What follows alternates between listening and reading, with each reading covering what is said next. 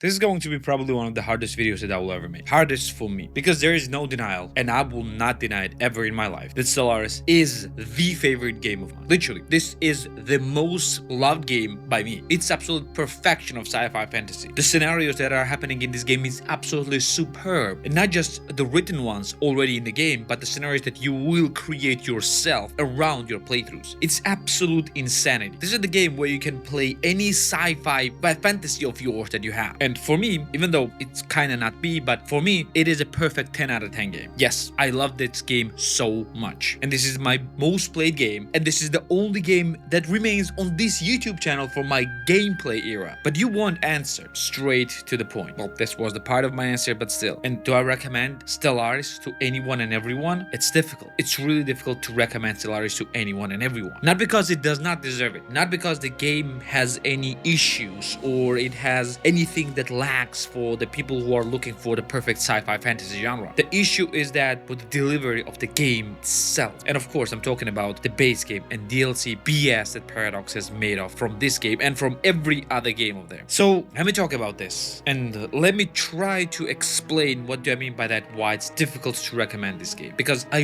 really want to say resounding yes. I really want. And for the people who have already played this game and are willing to return it, the answer is that. It's resounding yes. Because most likely you already have some of the DLCs or most of the DLCs and you will still enjoy the game to this day to the fullest. This game has blossomed into something beautiful. But for the new players, yeah, it's difficult. So let me explain first what do I mean by that. Let's start by telling you what Stellaris actually is. Stellaris is a space grand strategy game. Well, for some it has a 4X elements as well, but it's technically a grand strategy. You play in a generated galaxy. This galaxy consists of star systems and, well, planets. You start with your own empire or kingdom or whatever it is, with its own origin story, with its own traits, and your goal is to basically conquer everything around you, or at least not to perish. Game has a time system where, well, time passes. It's not a turn-based game, but you have ability to pause the game and accelerate or decelerate time anytime that you want. And when I say that you can do anything in this game, I literally mean it. When I play the Star Wars fantasy and create your galactic empire, literally step by step, the same way as Palpatine did in Star Wars, you can literally do that. Want to be a USS Enterprise based empire, basically exploration based empire like Federation, you can literally do that. When I have a Reaper invasion fantasy like in Mass Effect, you will literally encounter that as well. Game is distinctly divided into, well, starting game, early game, mid game, and end game. Early game of which consists of mainly with expansion and discovering the territories around you and discovering other species,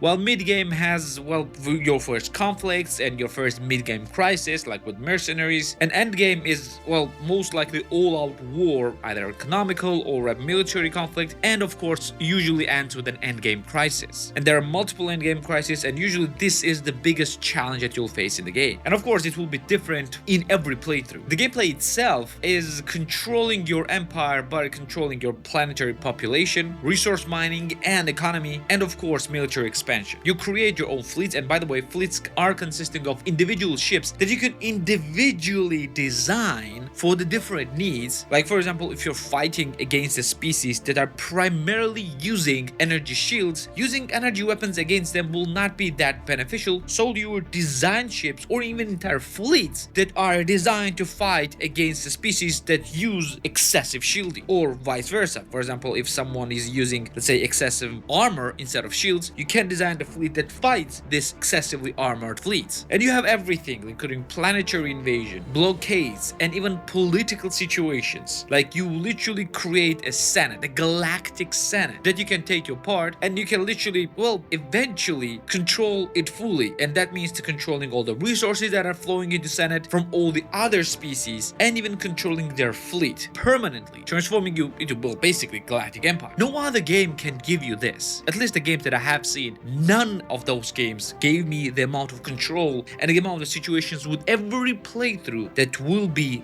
this amazing. And I didn't even talk about the mods, because mods are completely revamping this game into something absolutely amazing. For all viewers of mine, really old viewers of mine, have probably seen my playthroughs where I play with the Star Wars mods. Like for example, I played this Star Wars Old Republic mods with the same galaxy that was in an Old Republic with the same species, but now changing my own way. The same thing can be done with Mass Effect or Star Trek or any other sci-fi universe that you want. Or you can simply add and change simple things, small things. Like for example, literally add just space traffic or add some kind of customizations to your planets to make it look like a sci-fi planet, not just planets with some lights from the distance. Or you can actually add some type of gigastructures, not megastructures, but gigastructures. The structures that are not spanning simple planets or stars, but entire star systems. And add different end-game crisis or mid-game crisis. Revamp AI and everything done through mods. And modded games are something completely different. If you played 1,000 hours of non-modded Stellaris, trust me, when you launch your modded Stellaris for the first time, you'll feel like you're playing a completely different game. And not just that, game itself has seen a lot of changes from its launch. Right now I'm recording this right before the launch of 4.0 version. And yes, when you launch 1.0 and even 3.0, I'm not even going to the 4.0 version, you will feel like those are completely different games. You'll feel like you're playing a sequel of Stellaris. You're playing Stellaris 2, maybe 3. It's that much different. The gameplay is completely revamped. Everything is different. And the game has seen evolution like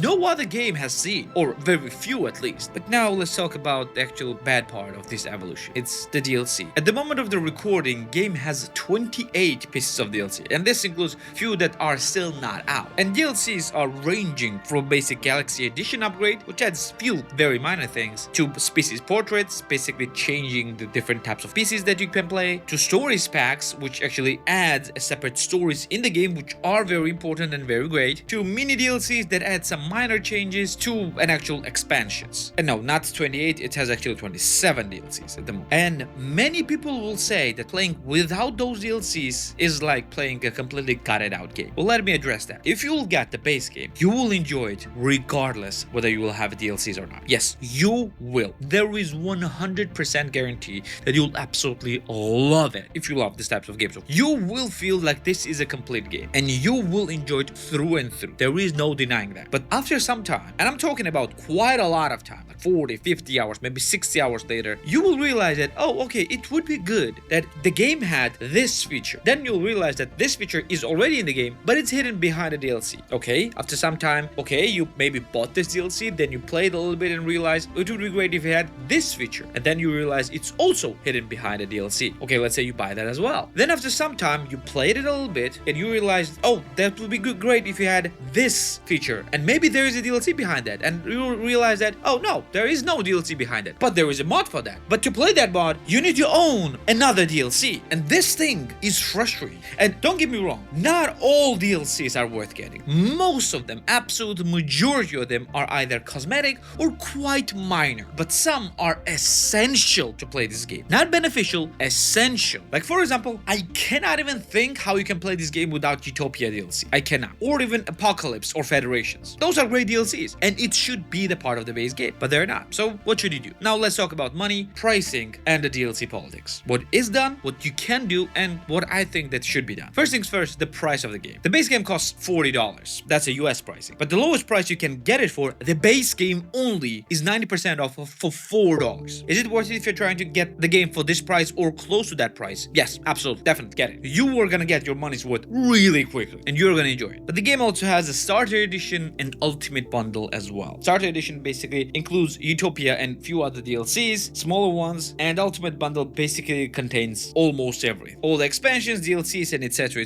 which costs $150. And that's on a 50% sale. Paradox, are you nuts? $150. Yes, game has, of course, the subscriptions as well. Yeah, you can get this game for the subscription, sure. Just for the low price, at least for me, it's $7. You can get everything, every DLC that it's included in the game. Or for $20, you can get it for 6 months. Or for $50, you can get it for a year. Well, because there is introductory offer for the 6-month one. This pricing is the biggest turnoff for every new player. Literally, it feels like, at least it looks like, that you're giving the gutted out game for the low price of $4 just to lure people in, and then you're selling everything else for hundreds of dollars, or trying to to get people to subscribe. The politics like that makes me very hesitant to recommend this game for everyone. Paradox, this pricing strategy is complete BS. Complete BS. So what I suggest you, the new player, to get it? Well, what I suggest you to get it is get a base game and enjoy it to the fullest. And then only after that decide whether you want to put your money in DLCs or not. But don't get all the DLCs. Find only the top ones, the best ones. Like for example, Utopia is a must buy and get them on a sale. Or you can just try and get this through a subscription and try all the DLCs that you want. Or even the cheaper option, you can jump on a multiplayer session with the people who have all the DLCs, because it will unlock all the DLCs for you as well, at least during that match. Now, as for what I'd recommend, Paradox, if anyone is listening, and I'm pretty sure you are, because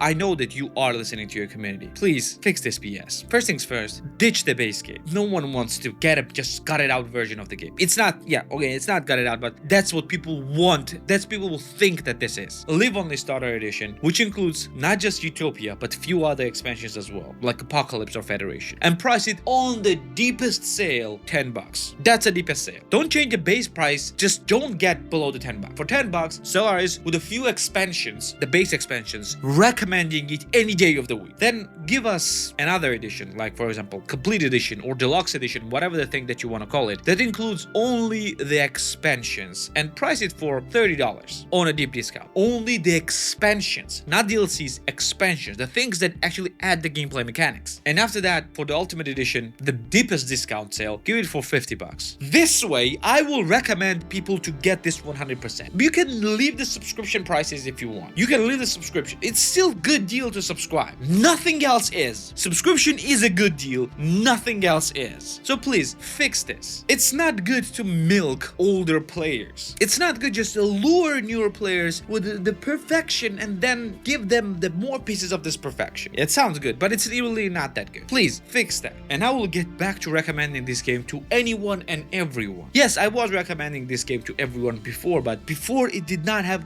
that many DLCs and that many pieces of paid content. Right now it has, and we gotta fix it. And this video is sponsored by channel's partner and supporter, Instant Gaming. If you want best games for the best prices all the time, all year round, without waiting for any sales, Instant Gaming is the way to go. You can find all types of games for all the different platforms, and most importantly, for the cheapest prices possible. And I also partner with Instant Gaming for epic game giveaway of your choice. So click the link in the description down below for your chance to win. Thanks to Instant Gaming for their support, and now let's get back to the video. And if you like Stellaris, you most likely love Hearts of Iron 4 as well, so you can watch my review of it right here. Or if you prefer more grounded game, the game that is happening at least on Earth, and you're building cities instead of destroying them, you can watch my review of City Skylines right here. Don't forget to subscribe right here as well. This will be for today. I'm gonna see you in the next one. Take care.